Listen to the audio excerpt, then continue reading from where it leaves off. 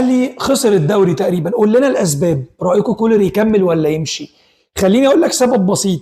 الاهلي السنه دي تقريبا لعب مع الزمالك 4 ماتشات ما قدرش يكسب ولا ماتش، مع بيراميدز ما قدرش يكسب ولا ماتش، دول منافسينك المباشرين ما قدرتش ان انت تكسبهم.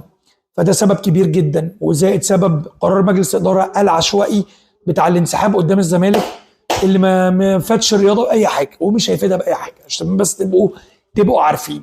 تمام. دي حاجه. هو دوري ابطال افريقيا على في مهب الريح، انت بتلعب بيراميدز اللي في قبل نهائي دوري ابطال افريقيا، وممكن يكسب دوري ابطال افريقيا عادي وهيكسب الدوري، وممكن يكسب كاس مصر عادي لان هو افضل سكواد موجود في افريقيا.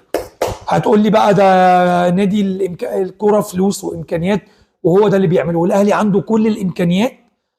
موسم للنسيان، موسم للنسيان، وكل الصفقات بتيجي زيزو وميزو واللي انت عايزه، اللي انت عايزه.